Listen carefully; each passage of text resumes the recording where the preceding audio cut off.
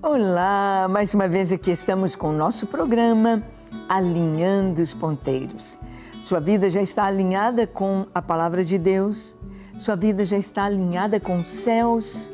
Você sente a presença, a graça, a alegria do Senhor borbulhando dentro do seu coração, na expectativa do dia glorioso, quando nós o veremos face a face? Ou você está caminhando em tristeza, em angústia, em depressão? Ah, Deus quer falar com você, te falar sobre o seu poder, o seu amor e a sua salvação. Estamos vendo como o Antigo Testamento e o Novo Testamento estão perfeitamente alinhados, apontando para Jesus. Isso mesmo. No programa de hoje, conversaremos sobre este tema, a história da salvação no livro de Obadias. É um dos profetas menores, apenas um capítulo, escondidinho ali na Bíblia, e que fala de uma nação, a nação de Edom. Ou, hoje ali Edom faz parte da Jordânia e alguma parte também da Arábia Saudita, mas principalmente da Jordânia. Edom, no livro de Obadias. Vamos ver o que Deus quer nos falar. Vamos ver como que o livro de Obadias aponta para Jesus, mostrando não apenas similaridades com a vida de Jesus, como a história da salvação. Deixe seu coração aberto para ouvir Deus. Ele vai falar com você. O programa Alinhando os Ponteiros já começou.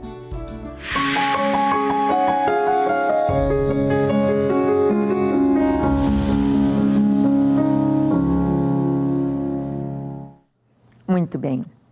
Nós sabemos que a Bíblia tem livros grandes, como o livro de Salmos, que fica no meio da nossa Bíblia, com 150 capítulos. Isso mesmo, são 150 salmos. E aqui temos os chamados profetas menores, que são profetas que escreveram no tempo do exílio, principalmente, e eles são livros pequenos, pequeninos. O livro de Obadias está entre os profetas menores e tem apenas um capítulo. Um capítulo que lemos tão rápido. Nesta última viagem que eu fiz a Israel, Egito e Jordânia, quando íamos para a cidade de Petra, nós lemos todo o livro de Obadias, que é um capítulo só. E fomos meditando em suas verdades. Vamos ver que, primeiramente, aqui no capítulo 1, do versículo 3 ao 6, nos fala do orgulho de Edom. Quem foi Edom? Não lembra? Edom é o mesmo Esaú, irmão gêmeo de Jacó, filhos de Isaque e Rebeca. Rebeca estava grávida depois de 20 anos de oração. 20 anos o Isaque orando por ela todos os dias. Rebeca era estéril e depois de 20 anos de oração, ela se engravida. E tem gêmeos no seu ventre, mas os gêmeos estão brigando. Imagina, uma dor para uma mãe, os filhos brigando antes de nascer. E Deus trouxe palavras dizendo que o maior serviria o menor. E Deus separa Jacó, para dele levantar a nação de Israel, porque o nome de Jacó foi mudado para Israel, e de onde viria o Messias para o mundo. E a história de Edom? Edom está cheio de orgulho. Antes de Jacó ter os seus 12 filhos, homens, porque ele teve uma filha mulher, a Diná, antes de Jacó ter os seus filhos, Edom teve os seus 12 príncipes. E ele morava num lugar muito lindo e muito intransponível para os inimigos. Então se encheu de orgulho. Olha o que está em Obadias 1, de 3 a 6. Diz assim: a soberba do teu coração te enganou, ó tu que habitas nas fendas das rochas, na tua alta morada, e dizes no teu coração: quem me deitará por terra? Se te remontares como águia e puseres o teu ninho entre as estrelas, de lá te derribarei, diz o Senhor. Se viessem a ti ladrões ou roubadores de noite, como estás destruído, não furtariam só o que lhes bastasse? Se a ti viessem os vindimadores, não deixariam pelo menos alguns cachos? Como foram rebuscados os bens de Esaú, como foram esquadrinhados os seus tesouros escondidos. Aqui a palavra de Deus está dizendo sobre Edom: a soberba do teu coração te enganou. Ele pensou que ele era o máximo, ele tinha conseguido um lugar de refúgio intransponível. Ele pensava que ele era melhor do que todos, que ele estava seguro. Havia a rota de incenso que passava ali por Edom e havia muito meios ali de levar incenso, mirra para as nações. E então Edom tinha uma economia forte, Edom tinha proteção, Edom tinha um lugar muito bonito onde ele morava, nas fendas das rochas. O orgulho dele. Mas a palavra de Deus nos diz no Novo Testamento, trazendo um link de Obadias com o Novo Testamento, de Edom, os edomitas, com o Novo Testamento. Edom cheio de orgulho. E Deus não escolhe os orgulhosos.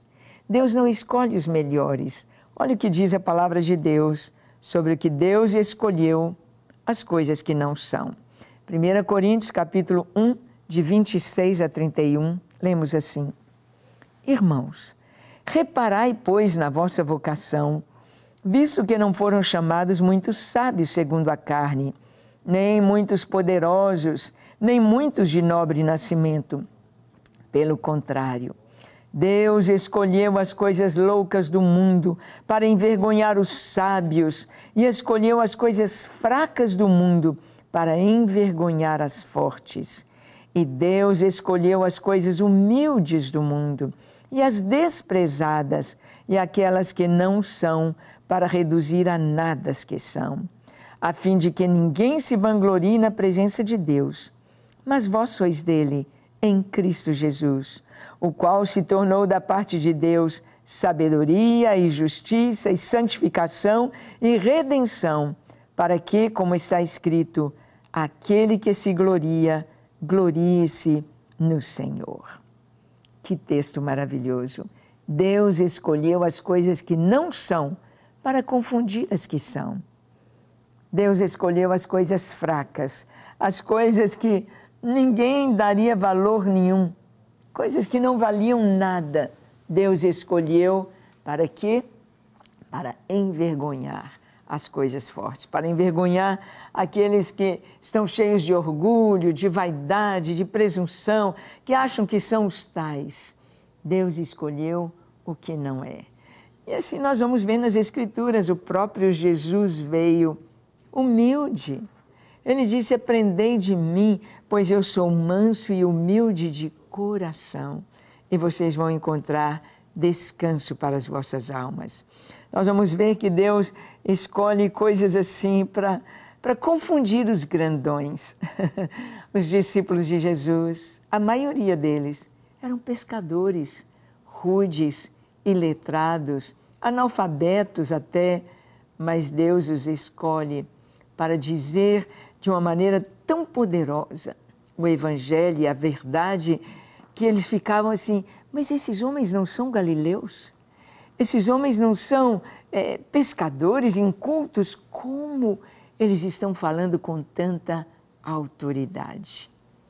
E mesmo no dia de Pentecostes, quando foram cheios do Espírito Santo, falavam em outros idiomas com maior facilidade, a língua de Creta, o árabe e tantas outras línguas.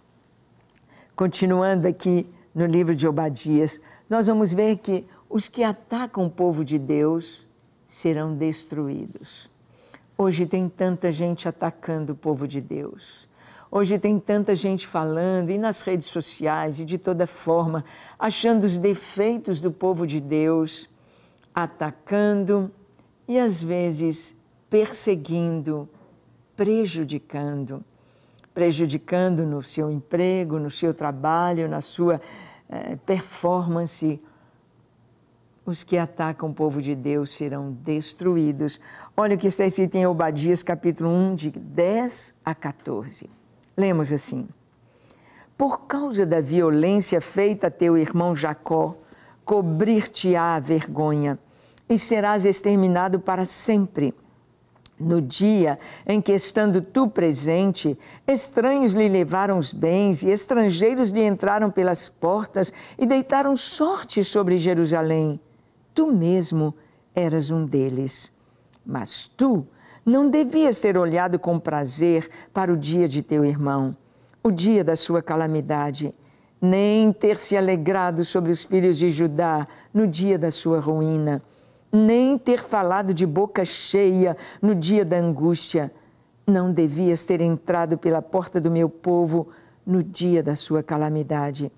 Tu não devias ter olhado com prazer para o seu mal no dia da sua calamidade, nem ter lançado mão aos seus bens no dia da sua calamidade. Não devias ter parado nas encruzilhadas para exterminares os que escapassem, nem ter entregado os que lhe restassem no dia da angústia.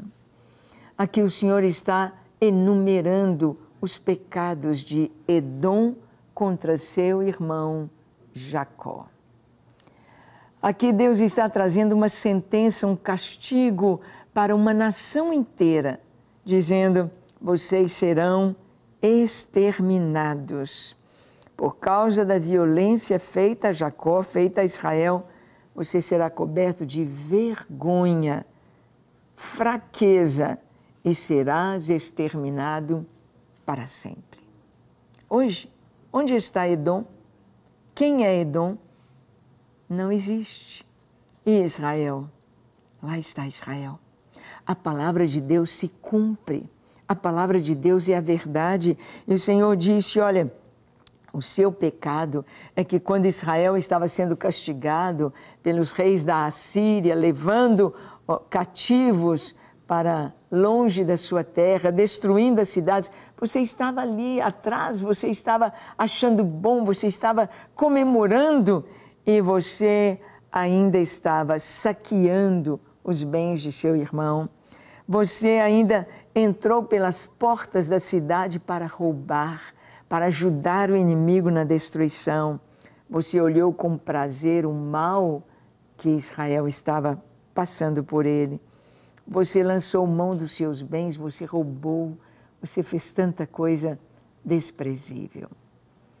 As pessoas acham que podem, que têm o direito de atacar o povo de Deus, de rir da sua calamidade.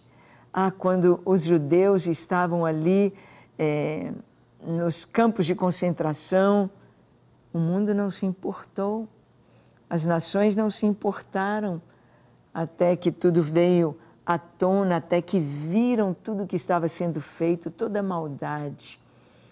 Então, toda a maldade contra o povo de Deus, não só Israel, mas os cristãos também. Tudo isso terá o seu castigo. E nós vamos ver aqui no Novo Testamento esse castigo dentro do juízo final. Momento final. Espera. As pessoas estão aí rindo, zombando, prendendo, massacrando, impedindo, estão oprimindo o pobre e o povo de Deus. Os que têm a Bíblia como regra de fé e prática, os que amam a Jesus, que oram e que leem a Bíblia e que fazem o bem, eles estão perseguindo. Espera para ver o final. A Bíblia nos mostra o juízo final. Vamos ver? Apocalipse capítulo 20, de 11 a 15, diz assim: vi um grande trono branco e aquele que nele se assenta, de cuja presença fugiram a terra e o céu, e não se achou lugar para eles. Vi também os mortos, os grandes e os pequenos, postos em pé diante do trono. Então se abriram livros. Ainda outro livro, o livro da vida, foi aberto. E os mortos foram julgados, segundo as suas obras, conforme o que se achava escrito nos livros. Deu o mar os mortos que nele estavam. A morte e o além entregaram os mortos que neles havia, e foram julgados um por um, segundo as suas obras.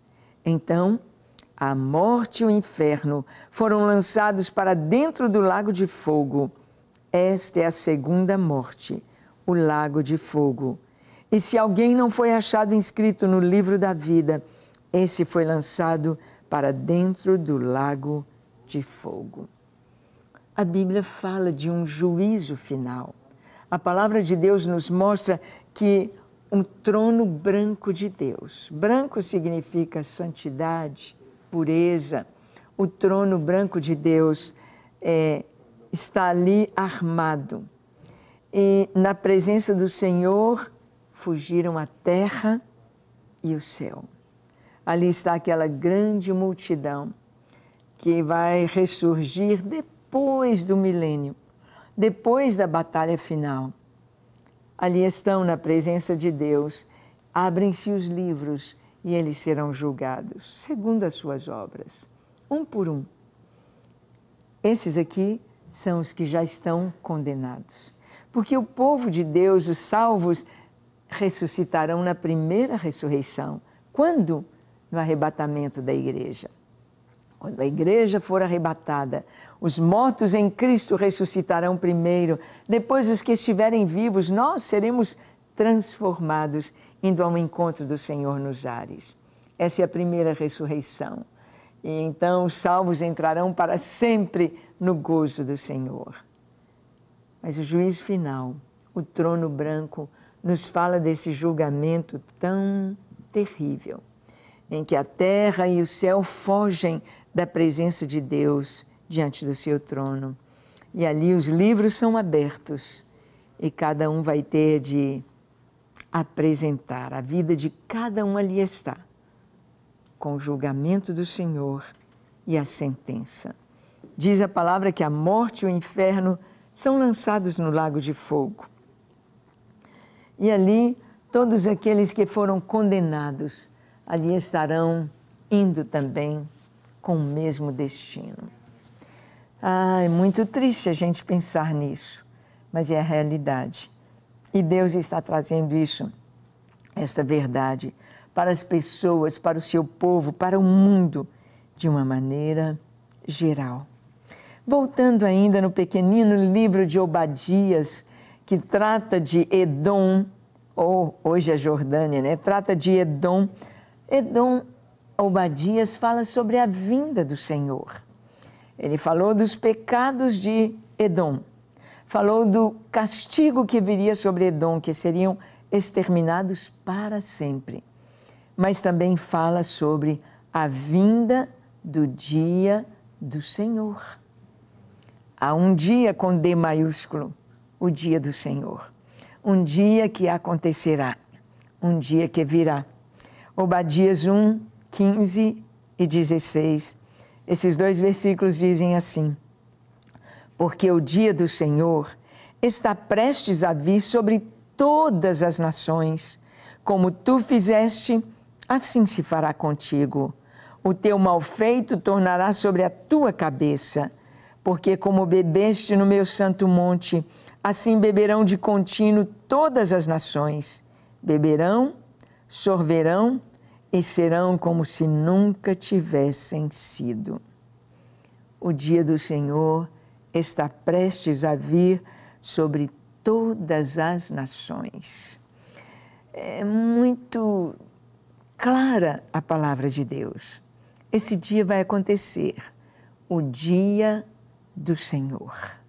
O dia do Senhor. Não é um dia que se repete, como temos os 7 dias da semana, dias para trabalharmos e um dia para descansarmos. Não. Será um dia, um momento na história da humanidade, em que o Senhor vai trazer o juízo sobre todas as nações. Agora é muito duro isso aqui que está escrito, porque como fizeste, aquilo que você fez, como fizeste, isso você vai sentir, isso vai acontecer. Assim se fará contigo também.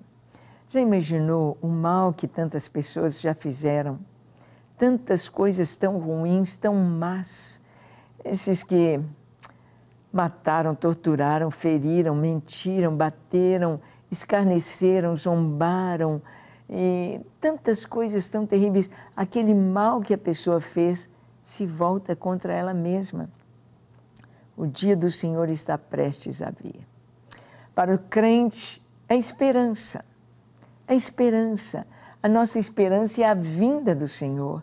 A nossa esperança é a apoteose da nossa fé, é Deus nos dando aquilo que nós sonhamos a vida toda, poder contemplá-lo, ver o seu rosto face a face. O que nós esperamos é o Senhor abrindo os portões da eternidade, dizendo: vinde, benditos de meu Pai, entrai para o reino que vos está preparado desde a fundação do mundo. É ouvir o Senhor dizer: bem está, servo bom e fiel, foste fiel no pouco, sobre muito te colocarei. Vem, entra no gozo de teu Senhor. Sim, esta é a palavra de Deus e a vontade do Senhor. Que todos nós possamos estar entrando para a glória, para desfrutar das maravilhas de Deus. Mas o dia do Senhor virá sobre as nações. E aqui Obadias está falando para Oséias. Esse dia está prestes a chegar e assim como tu fizeste, assim se fará contigo. O que se planta, colhe. Vamos ver as profecias sobre o dia do Senhor no Novo Testamento. Como será o dia do Senhor de acordo com o que está revelado no Novo Testamento? E vemos aqui também em Isaías capítulo 13, de 6 a 11, esta palavra: uivai, pois está perto o dia do Senhor. Vem o Todo-Poderoso como assolação, pelo que todos os braços se tornarão frouxos e o coração de todos os homens se derreterá. Assombrar-se-ão e apoderar-se-ão deles dores e ais, e terão contorções como a mulher parturiente, olharão atônitos uns para os outros, o seu rosto se tornará flamejante. Eis que vem o dia do Senhor, dia cruel, com ira e ardente furor, para converter a terra em assolação e dela destruir os pecadores. Porque as estrelas e constelações dos céus não darão a sua luz. O sol logo ao nascer se escurecerá e a lua não fará resplandecer a sua luz. Castigarei o mundo por causa da sua maldade e os perversos por causa da sua iniquidade. Farei cessar a arrogância dos atrevidos e abaterei a soberba dos violentos. Bem, assim está escrito aqui no livro do profeta Isaías, falando sobre o dia do Senhor. Sabemos que há uma diferença entre o dia de Cristo e o dia do Senhor. O dia de Cristo é para nós, é o arrebatamento, é o encontro, é a alegria, é o fechamento, é a apoteose da nossa fé, é a nossa esperança se cumprindo de maneira cabal. Agora, o dia do Senhor. Aqui diz que eles vão se assombrar e ter dores como de parturiente. Vem o dia, é um dia cruel com ardente ira e vai converter a terra em assolação e destruir os pecadores. Você aguarda o dia de Cristo ou o dia do Senhor? Você aguarda o dia de Cristo, o arrebatamento da igreja, quando iremos morar com o Senhor em total alegria? Ou vai permanecer nos seus pecados, com o coração duro e enfrentar o dia da ira do Deus Todo-Poderoso? Vamos orar? Deixe o seu coração se derreter pela bondade e a misericórdia de Deus e receba-o agora. Feche seus olhos, curve a sua fronte. Se for possível, se ajoelhe e ore comigo, dizendo assim: Senhor, eu me arrependo dos meus pecados. Eu me arrependo de tudo que fiz, de como tenho vivido, daquilo que eu tenho feito que entristece o teu coração. Eu me arrependo. Eu te peço perdão. Ó Senhor Jesus, lava-me com teu sangue, purifica-me, tira todo o peso de pecado, de angústia, de temor, de medo do meu coração e me dê a tua paz, e me dê a tua salvação, e me dê a tua presença. Eu me entrego a ti para ser inteiramente teu hoje e para sempre, enquanto eu viver. Recebe a minha vida, lava-me, santifica-me e encha-me com teu Espírito Santo. Sou teu, hoje e para sempre. Amém, amém e amém. Graças a Deus. Como o nosso Deus é bondoso. Ele nos ouve, nos responde e nos abençoa. Fique firme com Jesus. Leia sua palavra e obedeça ao que o Senhor te fala. E até o nosso próximo encontro, quando aqui estaremos compartilhando com você a palavra de Deus. Até lá!